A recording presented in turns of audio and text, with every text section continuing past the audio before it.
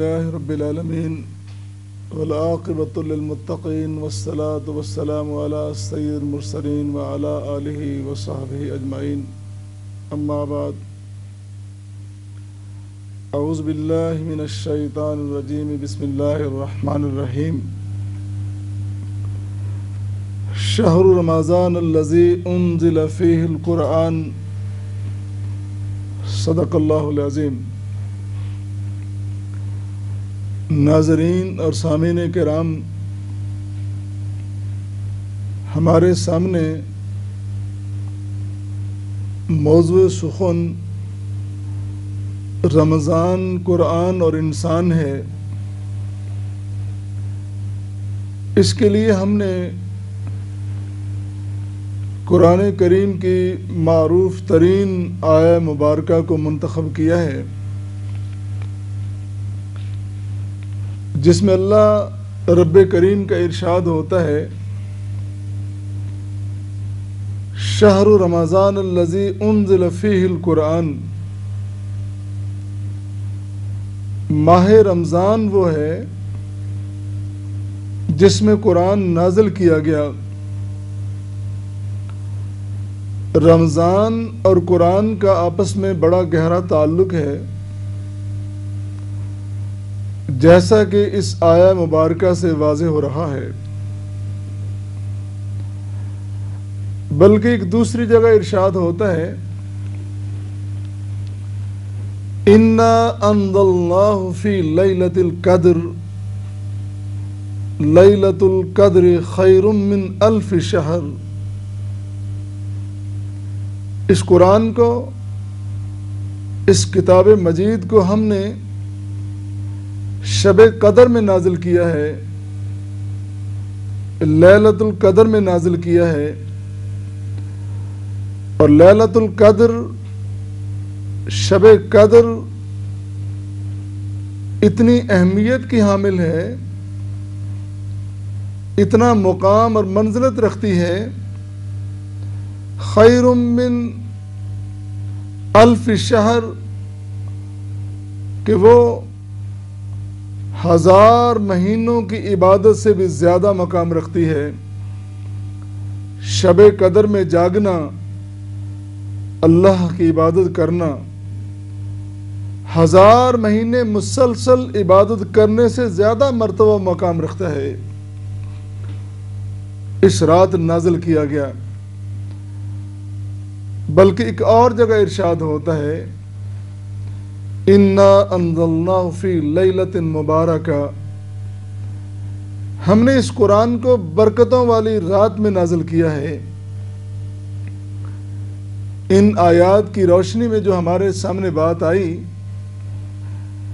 کہ قرآن نازل ہی رمضان میں ہوا، اور رمضان کے آخری عشرے کی تاک رات شب قدر میں نازل ہوا، لیکن ہمارے سامنے جو بات ہے وہ یہ ہے کہ رمضان صرف رمضان میں نہیں بلکہ دوسرے تمام ایام میں، دوسرے تمام مہینوں میں قرآن نازل ہوتا رہا۔ پہلی وہی اقرأ بسم ربک الذی خلق، اس کا مقام کیا ہے؟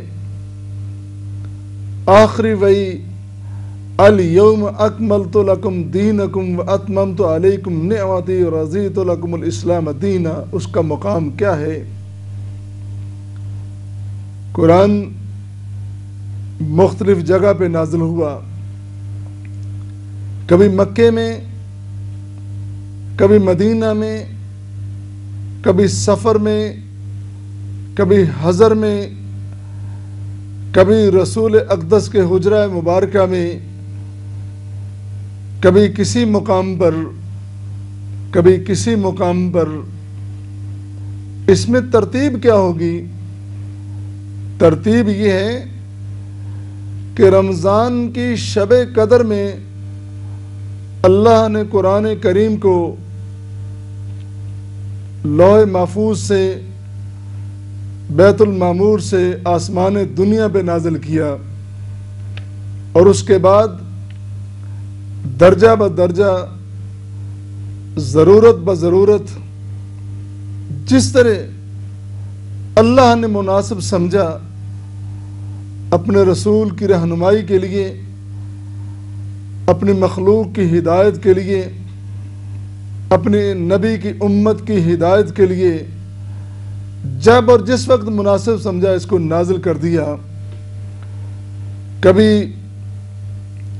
عقائد نازل ہوتے ہیں، کبھی احکام نازل ہوتے ہیں، کبھی مسائل بیان ہوتے ہیں، اور کبھی کسی جگہ نازل ہوتا ہے، کبھی کسی جگہ نازل ہوتا ہے، اور یہ تقریباً 23 سال سلسلہ چلتا رہا۔ 23 سال میں اللہ رب کریم نے مکمل قرآن اپنے بندوں کو دے دیا، اپنے نبی کے ذریعے، اپنے نبی کی امت کے لیے، اور پھر اس کے بعد کوئی کتاب نہیں، یہ آخری کتاب ہے، آخری نبی پر اترنے والی آخری کتاب ہے۔ اب چونکہ اس قرآن کا رمضان کے ساتھ بڑا گہرا تعلق ہے، اس لیے ہم مسلمانوں کو چاہیے